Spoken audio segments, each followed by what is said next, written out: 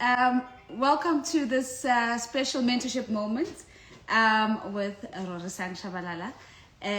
We are so excited to be with you today and just to have a reflective conversation before we go into the new year. So before we get started, I just want to say hello to a couple of people who've joined.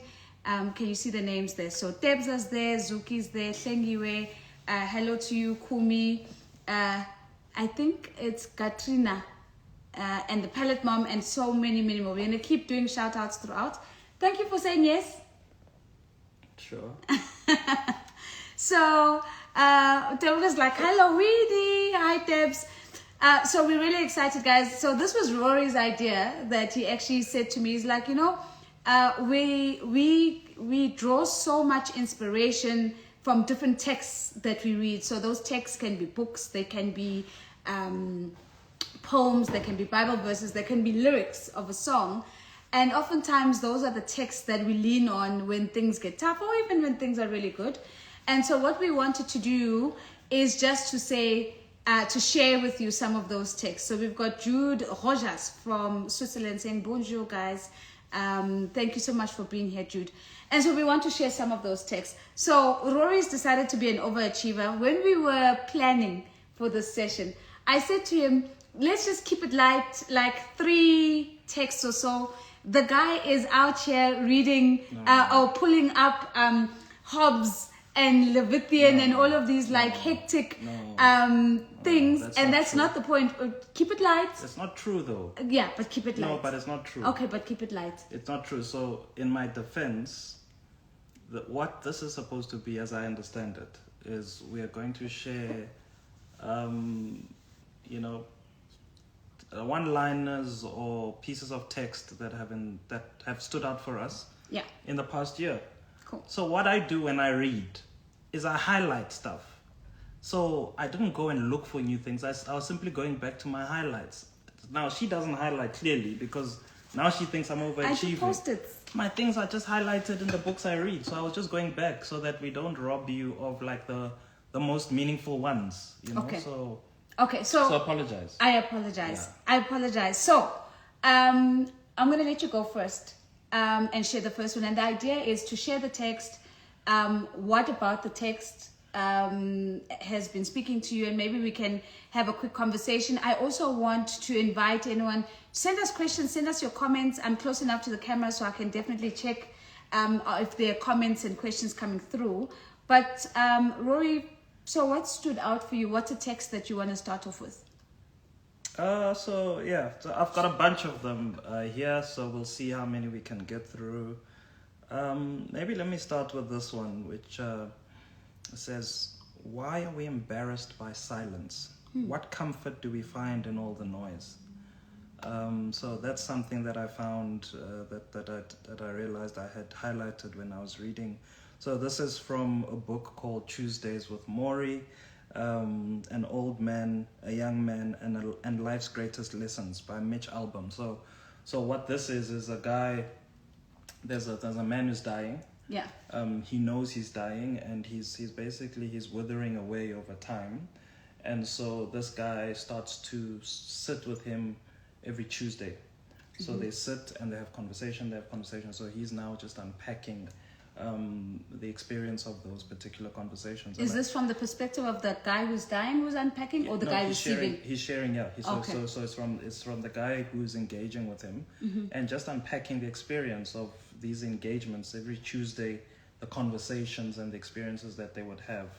And I mean, I think the concept itself is quite, for me, profound. To sit and to hear life reflected upon by a person who's in their last days and knows it. But I think in this particular instance, the thing that really stood out was why are we embarrassed by the silence? And I found that just a confronting line. Yeah. Because, it's not something you kind of, this idea of being embarrassed by silence. And what comfort do we find in noise? And for me, it was just, it's not just like an auditory noise. It's the noise of social media. It's the noise of keeping up. It's just a noise that is constantly the noise that is out there. And it was interesting that he would say, why are we embarrassed by silence? And I guess if I had to think a little bit about that, I'd say, in the silence we in the noise we confront, and we are confronted by others. In the silence we confront ourselves. Yeah. And quite often that can be the biggest embarrassment, when we realize, or when we discover that there's no one there. And I think that's the thing that kind of stood out for me. It's the 15th of January. That was so deep. I think especially the idea that of confronting yourself, but more than anything else, the idea that in confronting yourself, there might be nobody there. But I think the thing that came to me is that maybe the embarrassment is that you're embarrassed by who you find there. Or don't find there. But also who you find there. You're embarrassed by the version of yourself that you find in the silence.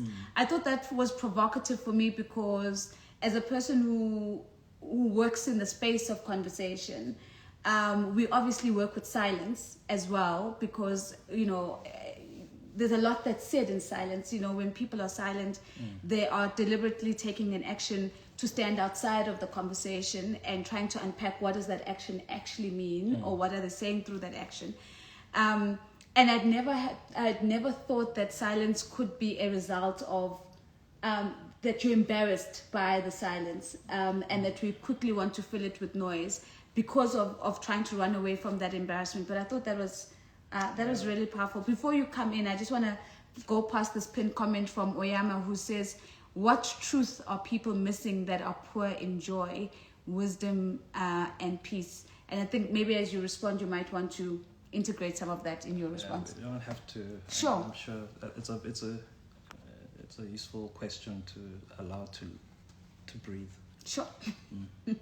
Are you going to let it be silent? Yeah, let it. It's not. We don't know. Yeah, but I mean that's the. So, and I think it's a question to the broader community. I think Sure. It's a good question to. And by the way, we didn't share our. So. You Oh don't know yeah. what We I'm- didn't share the things. I just So it's don't new know. to you, and Yeah. it's new to me. Yeah. Okay, so I really like that. So so I'm going to share something that I heard in school in the last year at Harvard. I had a professor. I think I was waxing lyrical about him when I got back. His name was Professor Tom DeLong, and he teaches at Harvard Business School. And one of the things that Tom said in that class, he says, leadership is not about how people experience you as a leader. Leadership is about how people experience themselves because of you. And I have just found that incredibly confrontational and provocative, because I think even in just the word itself, we center the leader in leadership. When we're talking about, in all sorts of leadership studies, we're concerned with the leaders, how the leader is experienced. Is the leader experienced as empathetic? Is the leader experienced as inclusive? Is the leader experienced as instructional, or whatever the description that we bring to leadership?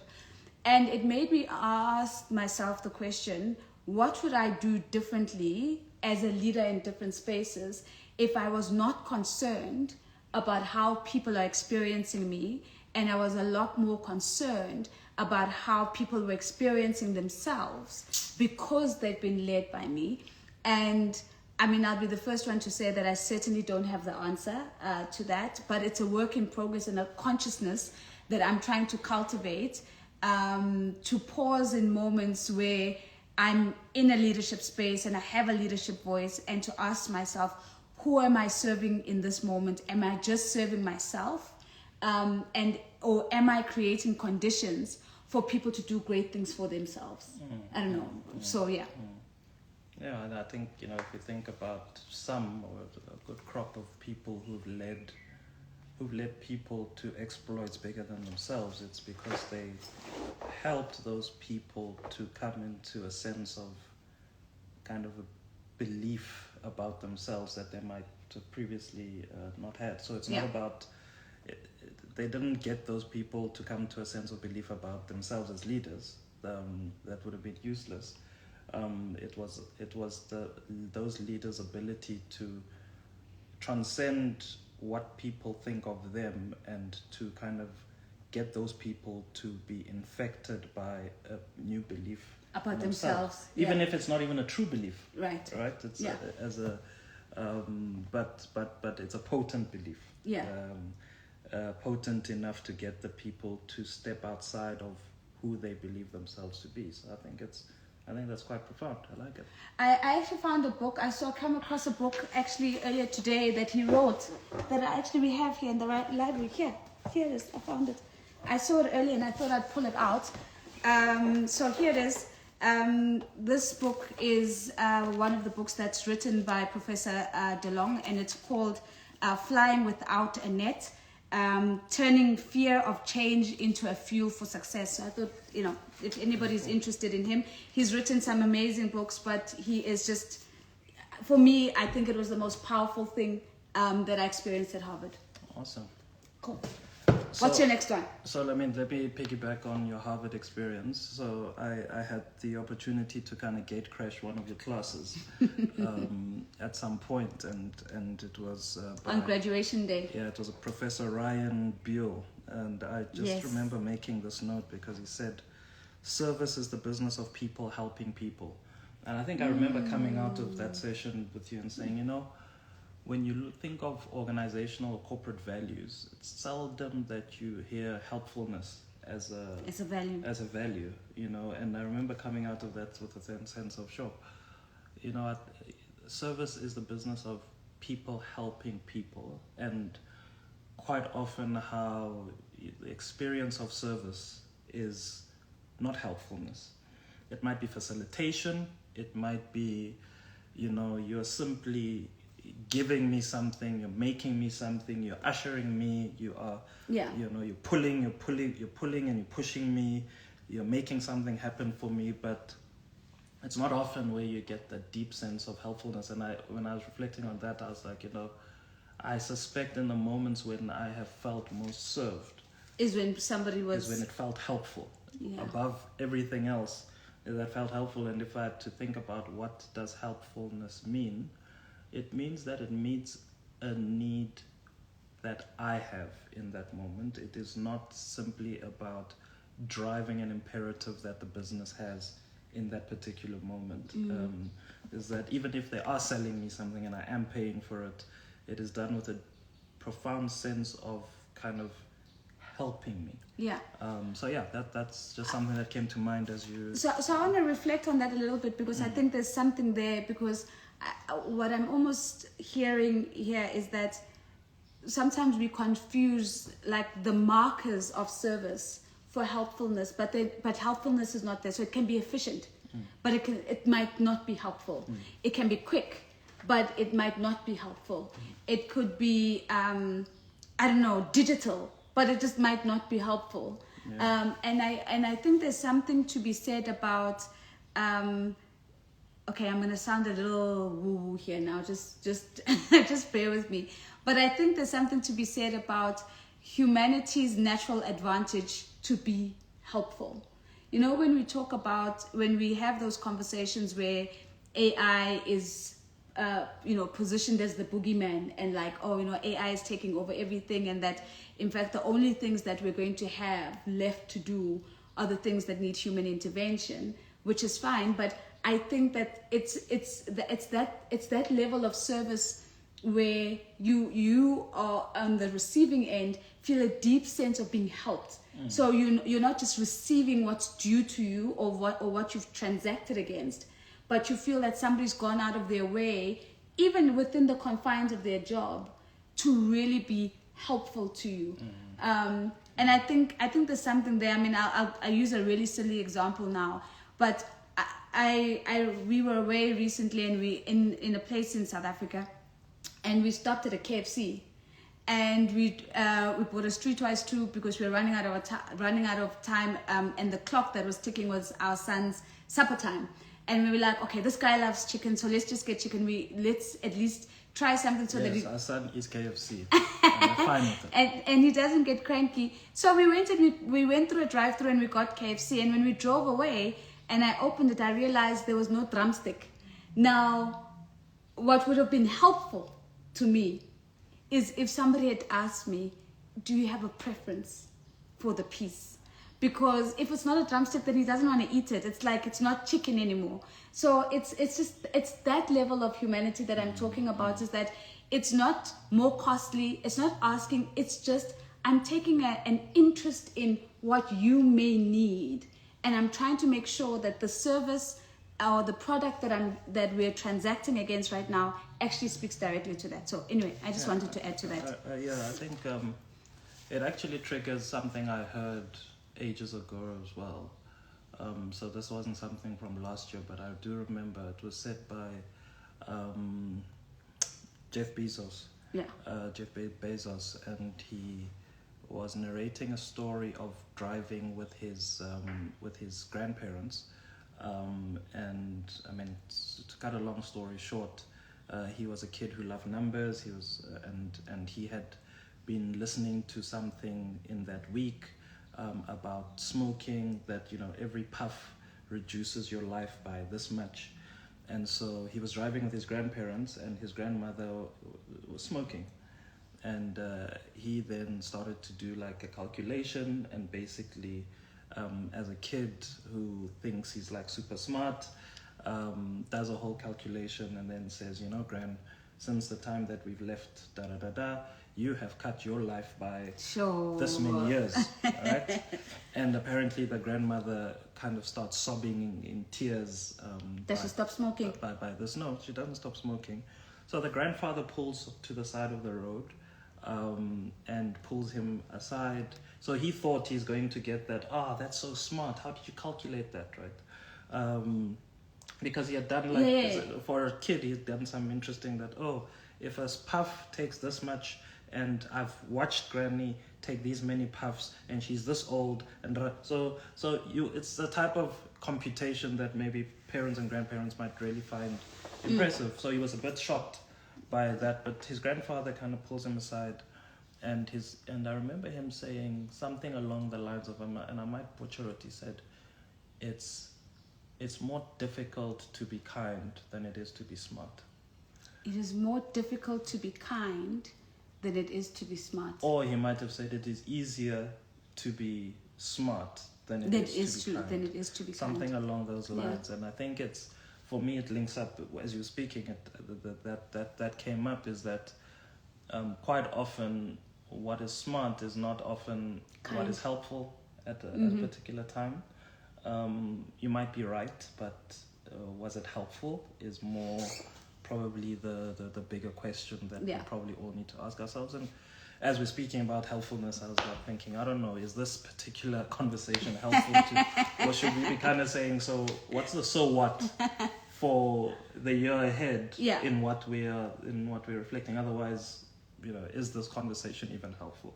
Okay, so we've got 38 minutes, so we can pull in the so what's as well. Is it your turn or is it my turn? I think it's yours. It's my turn. Okay, so I'm going to share. This is something that I actually read last year. It's a 4-pager. It's available online. So somebody says all access. MP says conversation is helpful. So I think we're good. This reading is actually available online in a PDF document. And it's a 4-pager written by Reverend Victoria Safford. And Safford is spelled Safford. And it's called The Small Work in the Great Work. And essentially what the Reverend is saying is that when you do the work that you were created to do, when you do the thing that you were built to do, you are able to see the connection more clearly between your small work and the great work of the world. And I particularly like this entire piece, the whole 4-pager, because there's a lot of things in there that I just think are so important that often get lost in the conversation of purpose. I think purpose has become this like all-encompassing thing, like find your purpose and so on. And the Reverend says, well, first of all, there's this thing called solar ethics. So solar as in like the sun. And she says, if you apply solar ethics and just like the sun, that whose only intent and purpose is to shine, and you do your work as if you're the sun. So you do the thing that you were built and created to do. You are one step closer to connecting your small work to the great work. She also talks about when you get to this place, because there's two things. She says, one is the place where hope and history meet. So what was meets up with what could be. And you feel like you're doing the work of shaping what could be, without feeling the need to disregard what was. And so I thought it was really beautiful to also stand at the gate of where history and hope meet. And I think I'm paraphrasing, I think that's the language that they use.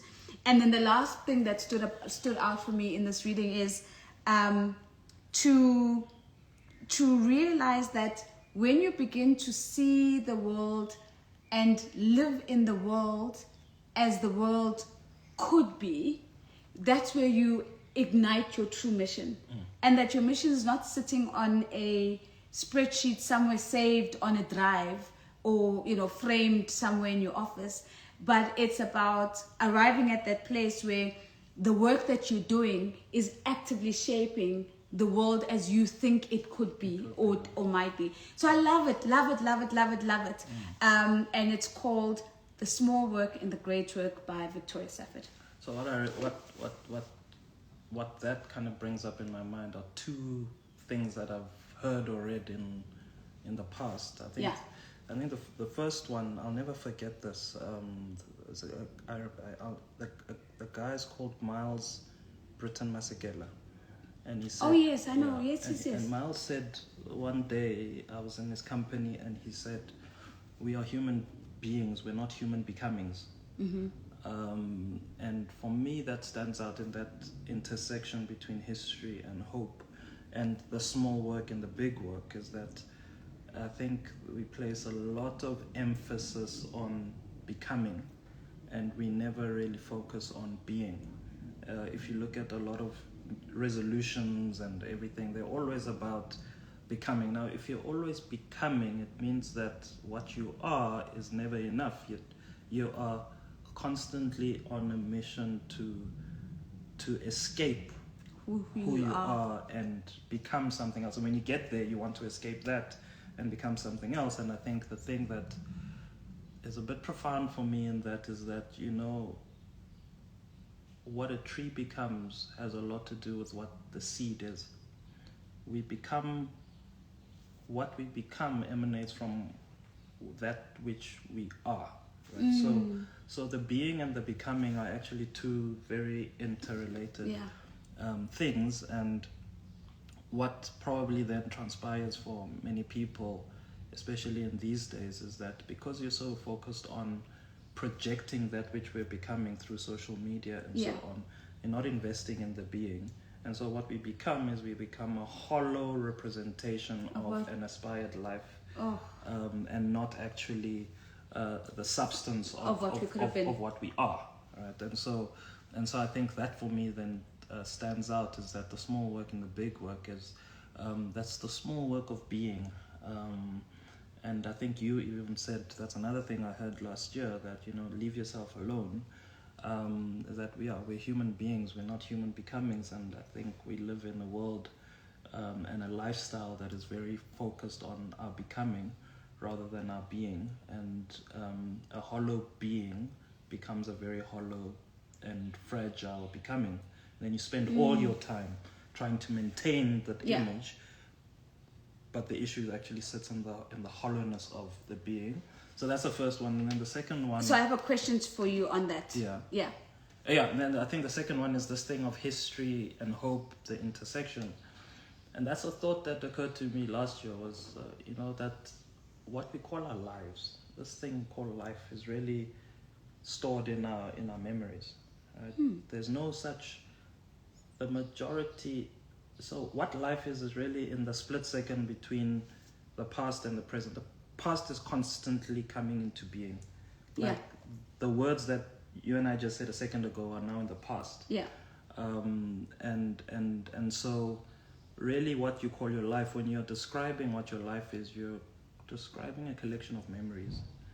And so where history and hope, I imagine that then what you would characterize as your life and the experience of life will in many ways be determined by the extent to which hope overwhelms history, or whether history overwhelms the hope. Yeah. And so your experience of life is probably then very much and of course what history is those things that you have stored away, that you call life, and hope is what life could be. And so I think that just came through as you were speaking. So I have a question for you. I mean, when you were talking about, somebody says we're ready for your podcast, fam.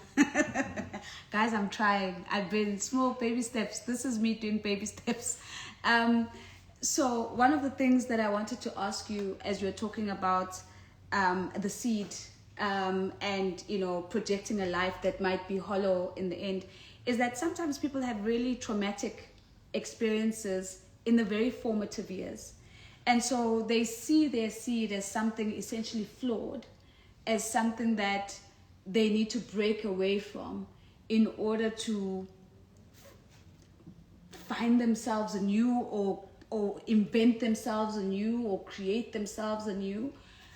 You know, like, how does that land for you as you think about that on the one hand there's this idea that we are the continuation or the evolution of a seed, and sometimes we break away from that to our own detriment, but might there be moments when that breakaway is necessary so that there is a clear distinction from the trauma of formative seedlings and what you could become as a flourishing plant or tree, whatever it is?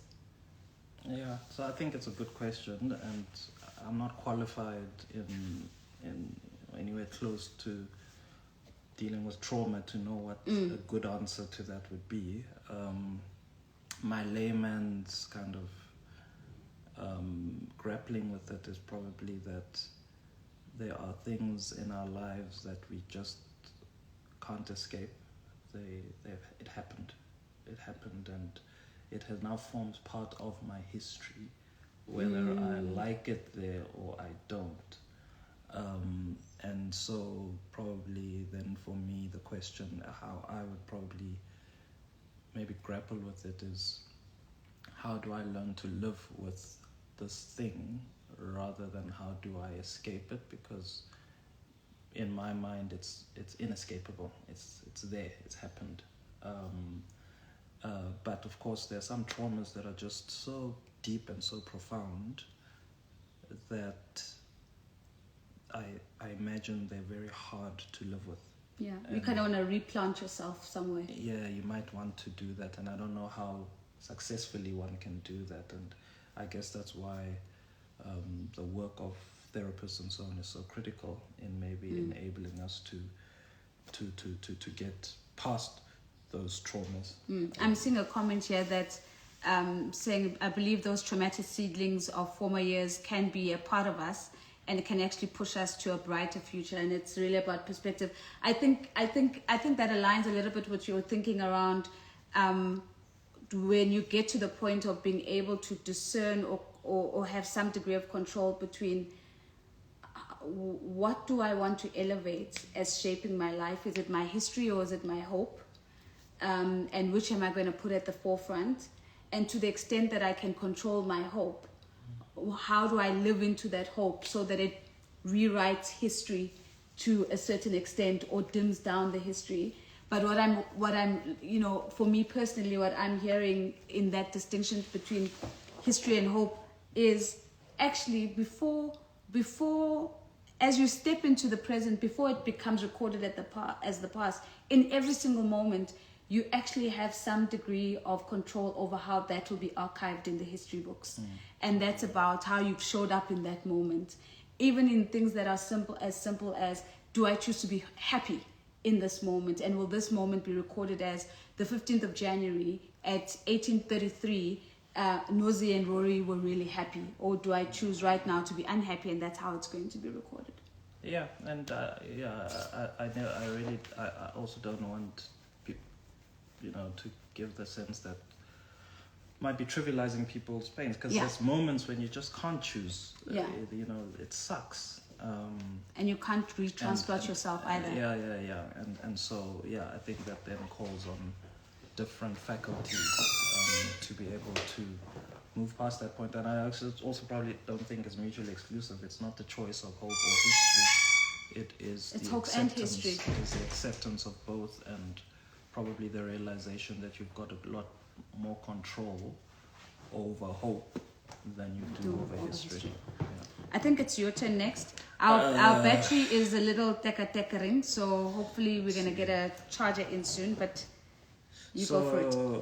So the next thing I'll share then is from a book called Scale by Jeffrey West. So I highlighted it. It says, most organisms like us grow rapidly when young, but then slow down, cease growing, and eventually die. Say that again, read that again. Most organisms like us grow rapidly when young, but then slow down, cease growing, and eventually die. So I think what stands out for me in this one is, it triggered a conversation between myself and two friends towards the end of last year, Tsepo and Craig. And it was the whole question of, at which point are you old? At which point can you conclude that you are old? Yeah. And I remember that conversation really became quite an expensive conversation, but where we kind of landed was the idea that you are old at the place where you stop expanding outwards and you want to expand, like you want to expand depth, rather than breadth. Right? So in the sense that the mature perspective on life is that I have experienced everything that I care to experience out there, and I now want to go deeper in the experience of the things that I have found in my expansive era, right? Yeah. So the idea that so for me, I think at that place where depth starts to matter more than breadth, at least as like one theory is, I think that's the point at which you become old, and not old as kind of a bad thing, but you arrive at the place of maturity, because I think in that expansiveness, when you're chasing breadth, what you're doing is you're accumulating experiences, and at the point where you feel because I think one of the things that occupies my mind often is, at which point if you think of like your parents, your grandparents, older relatives, and you look at their lives and you look at what their lives are right now, I often ask myself, at which point did this person arrive at the place of accepting that this is all my life will ever be?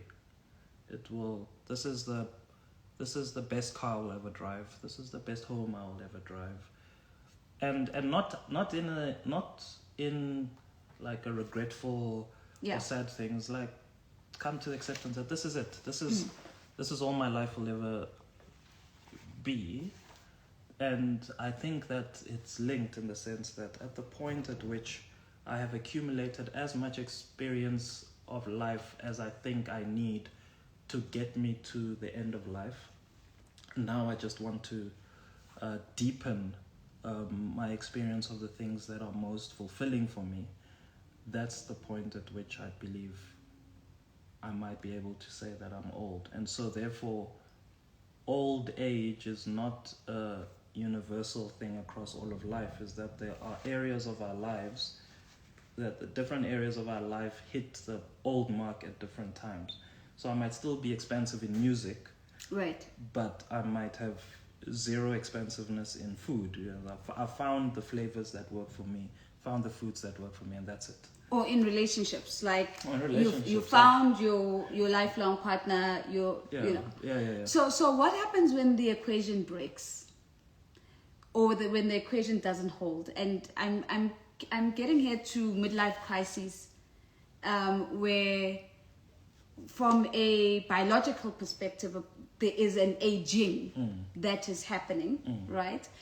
And yet, from a psychological, behavioral perspective, there's a youthfulness that is actually dictating a much more expansive approach to life, and actually repelling the idea of deepening and staying within the things that you have been that have come across in the last decades as the things. So again, we're not psychologists or anything like that, but I'm just interested in how does that like sort of play out in your mind, like when that equation doesn't hold.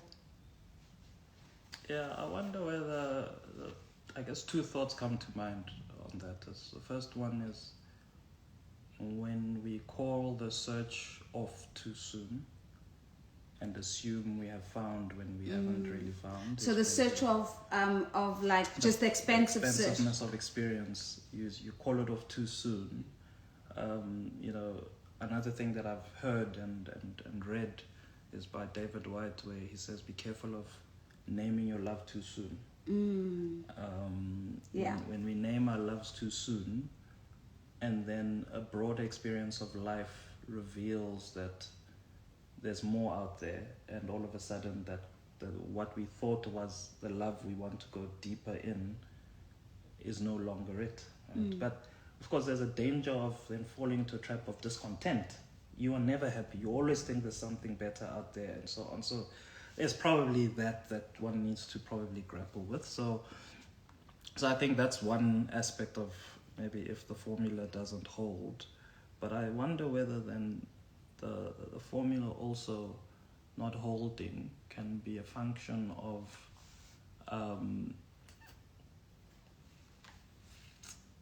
so what drives this expansiveness is I guess you're trying to accumulate as much experience as you think will sustain you till the end of life.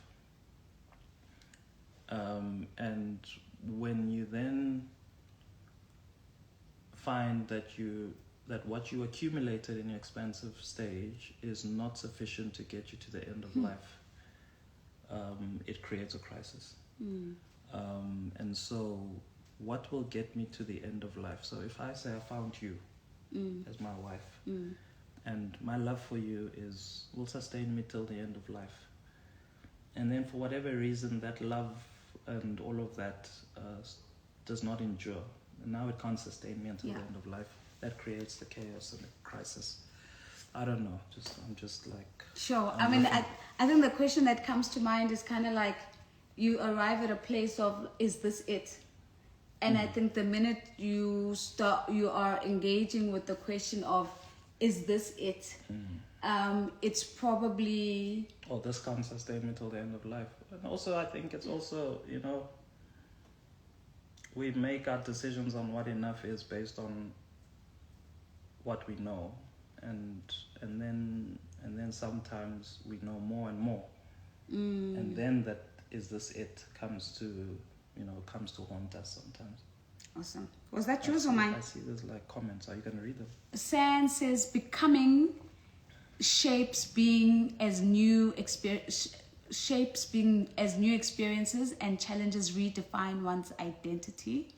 Okay, I want to pick up, there's a few more. I think there was Tebuko was saying that old is just an attitude to newness. Like something is old, it's just like it's a mindset to like a reaction to newness, which I think is an interesting concept. Although I guess I wonder though, because if I've decided to go deep, I'm still experiencing newness. I'm just experiencing the newness of something familiar rather than the newness of something new. You get one? Say that again? Is if I reach that stage of I'm not going wider, I'm going deeper. Yeah. Depth also introduces newness of something familiar. Yes. Whereas the outwards expansion introduces the newness of something new. Yeah, yeah. I just want to pick up one more comment from earlier from Debs are saying human beings can't invite chaos in their lives, and I don't know. I'm circling the word can't. We thrive on control. Once in a while, chaos is gifted to us. It's an opportunity to triumph above adversity, where the other side of pain is wisdom. And you know why I'm sort of underlying can't is there's an experience that's unique to the three of us, you, me, and Tebuko, where you decided to embrace chaos and go before. Yes, I did. Yeah. So maybe can you just No. why? That's now we're going off script. Why not? Oh. I mean, in a way, what I'm just saying is, I'm asking you the question of what is your attitude to chaos? Basically, is the question. Yeah. So I don't know actually. What is my attitude to chaos? I think like I think you thrive in chaos. I think it freaks me out at the beginning, and then I realize I have to survive. I think I'm human like everybody else. We've got a newly married man on the conversation. Mr. Nsaluba just made an entry. Oh, did Mr. Tsaluba just make it? So I guess my before thing moment was when I asked Nos out. We were in a classroom, I think, and we were challenged by the facilitator to say, sometimes in life you just need to just throw the script out and go before. And he started going before in the middle of class. He started dancing. Started doing weird things, and for his personality it was completely before. And I was like, well, screw it. Let me also go before on this thing that I'm not sure, and here we are. In this little bit of chaos that turned into a great journey of chaos. So, what was that yours or mine? Is it you next? I think I spoke of old, so it's you. Oh, okay, cool. So this one is not something that I read, but it's something that I heard that I thought was actually really interesting, and I thought it might be useful for people who are in the facilitation space, moderation space, or whatever it is, where you're in the business of trying to get people to make sort of their own breakthroughs and so on. And I think what we often do in those spaces, and I've heard this a gazillion times, we always say at the end of the session, so what's your takeaway? Mm-hmm. Right? And this idea that somebody will take away something. And so what I heard, which was different, was actually nobody asking me for a takeaway, sort of letting me walk away and with whatever had landed and what had not landed. And somebody coming in, the same person coming in the morning and saying, what has stayed with you? Mm. And I found that so powerful, especially because I wasn't prodded to file something so that I can speak about it in the morning as the thing that stayed with me. There wasn't a, go and reflect on what you've taken away, go and reflect on what has been important to you. It's just like, okay, this is what we're talking about, this is the class, this is the conversation, and so on and so forth, and just left at that. And then as you walk in the morning thinking that you are now about to focus on the next, you're kind of pulled into a space to say, what stayed? Yeah. And I found that as a tool of facilitation, a tool of, orchestration and moderation, so much more powerful than, prompting people to talk about their takeaways. And I think what it did, it surfaced in the room a lot more deeper insights around the things that people didn't even know had stayed with them. But when invited to think about that, shared in a really meaningful way. That's interesting. It prompts me on something else that I'd highlighted, that I heard the CEO of the Desmond Tutu Foundation, Janet Jobson. Yes. She quoted a guy called Bill O'Brien, and it said, the quality of the intervention depends on the interior condition of the intervener. You've got to say it again. The quality of the intervention depends on the interior condition of the intervener. And that stuck with me, but I think just linked to what you're saying now is that what often stays with us has less to do with the substance of what was said, but more of who we are and what we're prone to catch. Yeah. Right? So So, yeah, I think that's just the thought that comes to mind, is that it's your interior condition will often dictate what stays with you rather than the profundity of whatever it is that would have been said. There are hundreds of things that are said, but the things that stay with you are not a function necessarily of the number of profound things that were said. It's more a function of you in a particular state. Yeah, maybe just another layer as we're talking about this that's coming to me now. I think when we push people for takeaways, we're pushing them for the soundbite that they heard the loudest in the day. And when we invite people to share what stayed with them, we're pushing them to talk about what the work that the conversation has done in them. Yeah, that's very. And so very cool. Yeah. So Like I think that. those are two different things. Cool. Your turn. I think it's your turn, no? No, I just did. Okay. What stayed with you? So We've got 10 minutes anyway. So this thing, but I reread it again because I think I was speaking to someone and he needed an input, and it's in the Bible. It's in James chapter 1 verse 8, and it simply says, "A double-minded man is unstable in all his ways," and I think it was just another, a reiteration, especially I think in a context where having conviction is frowned upon at times. Yeah. Right? It's there are multiple truths, and everybody has their truth, and we need to accept all truths, and I say yes to that.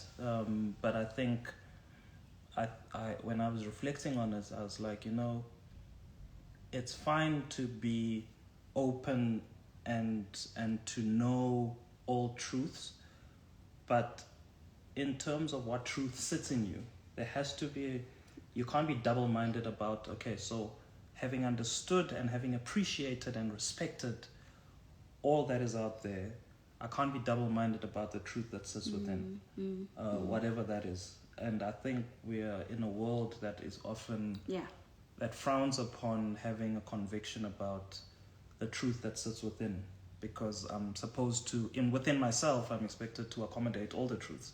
No, I can accommodate all the truths outside of myself, and I can appreciate them and so on.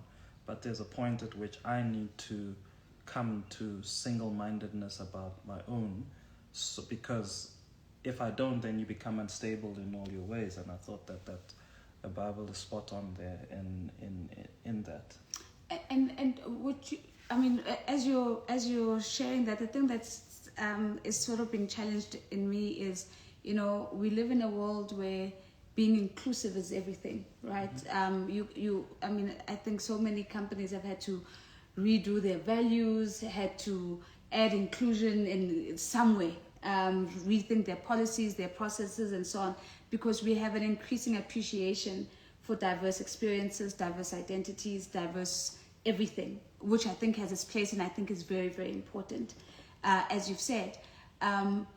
But I think I've seen a lot more bravery in leaders and organizations who have stuck their pole in the sand around one thing, because I think it's also a decision on the things that you're not going to do. Yeah. I think it's and so oftentimes, I would be in a session where you're hearing and so it's going to be, because we're too afraid to make a brave selection of the thing that we will do, and because in the process we're also eliminating the things that we're saying we're not going to do. And I think that's become a scary space to be in. And so just recently, on one of the boards that I sit on, we were just finalizing the strategy for the next 5 years, and the team was presenting this to the board, and I was just so almost emotionally moved to see the conviction and the single-mindedness that came through, because it's just so easy in this world to say we're going to be an organization that solves for this and for this and for that, and we're going to be representative of this and that, and to be so clear about this is who we are and this is who we're not, and by automatically disqualifies all other identifiers from us. This is what we're going to do, and that automatically disqualifies any asks of us or expectations of us to do things that are outside of what we've stated. So I think there's a lot of courage that comes with conviction. Yeah. Two thoughts that come to mind when you say that is, I guess, the first one is a little funny to me, right? And what's funny to me is often not funny to everyone else, is that when you speak of this inclusiveness in organizations and diversity, which I support, is that I think kind of diverse identities in an organization is great. Diverse identities in you is a problem. It's called schizophrenia. And so I think it's about being able to, be plugged into a diverse world while having, a clarity of one's own sense of conviction. Yeah. But I also, the second thought there was that, double-mindedness robs you of wholeheartedness. And you brought to memory another thing that I read by poet David White, who narrates a story where a monk says to him, the antidote to exhaustion is not rest. The antidote to exhaustion is wholeheartedness. And basically what that suggests is that the things that drain you are not draining you, it's not about resting from those things. Quite often what drains you is not because of exertion. The exertion results from not being wholehearted into it, right? And that's why we can often go on for hours and so on doing things that we're wholehearted about. And so I think that lack of the lack of conviction then robs you of wholeheartedness. And when you lack wholeheartedness, then you drive into this state of like a psychic exhaustion and a lack of just pleasure in the experience of life. So I'm going to try and link this last one to what you've just said, because I think I really like that, and I think we've got about 5 or 4 minutes left. I saw something and I was literally, so now my FOMO and not wanting to be beaten because Rori had so many things and I didn't have. So I started flipping through one of my notebooks and I came across something that I wrote earlier this year. And it was a question, and I was like, how come I never came back to this question? The question is, who do I want to be when times get tough? And I was like, oh crap, actually that's something that's a conversation with myself that I think I've sidestepped really well, because I think when we think about our identities and who we want to be and who we want to become, it's always in the light of thriving, in the light of positivity, in the light of things going well, and that we don't pause enough to think about, okay, so who am I going to be when things are not going well? When the story of when things weren't going well is being read, what's the character that I'm going to be in that story?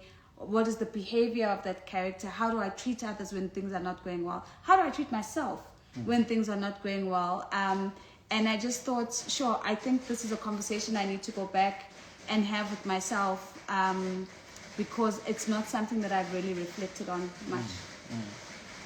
Yeah, I guess it's always useful to choose who you're going to be before it's chosen for you. And crisis, I guess, tends to choose who you're going to be more often, and it helps to apprentice yourself in choosing the person that you're going to be.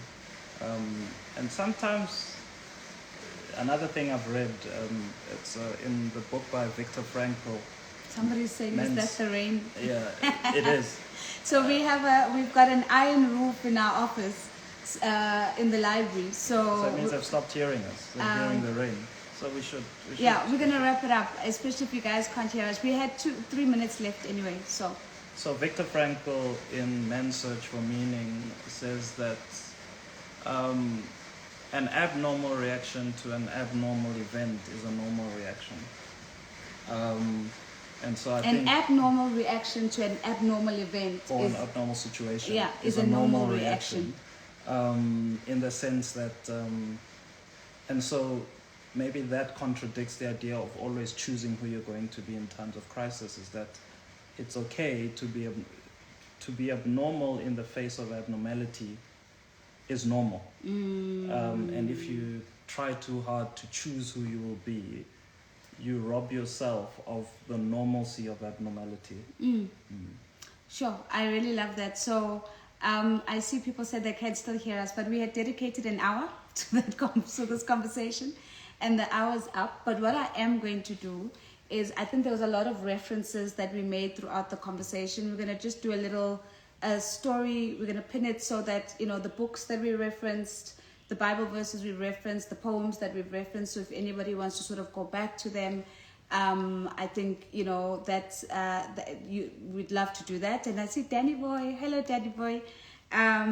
But was there anything else that you wanted to add? I mean, I think I covered all of mine in the last final minute. Yeah, I had a bunch of them. So yeah, there's a whole lot. I think Martin Luther King Jr. In his letter from a Birmingham jail says this line that just always sticks with me. I'm here because injustice is here. Yeah. So he's asked. So he's being asked, what gives you the right to be here? And he says, I'm here because injustice is here. And I think that also just stood out for me. No, but don't kill them. People are asking for part 2. So don't kill them. Okay. Let's not kill them. But let me say thank you for agreeing. Thank you to all our friends. Thank you for joining. Thank you for listening. Thank you for thinking that there is... Yeah? I've given you the idea so you could do it yourself. What? The idea of this thing. Yes. I shared it and I said you should do it, and then... No. I knew it was going to be better with you in it. So thank you for that. Thank you to everyone who's joined, who felt it worthy to just pause and have this conversation with us. If I can, I'm going to try and drag Rory into a few more of these conversations. But I just found that this has been quite a meaningful exercise in terms of just pausing and thinking about what are the things that not only that we lean on, but that continue to provoke us, that continue to challenge us, that continue to be conversations that we need to have, invitations to those conversations, both as individuals, as a family, and just in society, in the different spaces that we find ourselves in. Yeah. So yeah, thank you so very much, guys. We really appreciate it. Cool. We're gonna go to bath time now. Yeah, see, my cousin is voting for me, but he doesn't realize it doesn't count, Seppo. You're biased, so your vote might not actually be counted. But yeah, thanks for having me, and Happy New Year to everyone. All the best. Cheers, guys.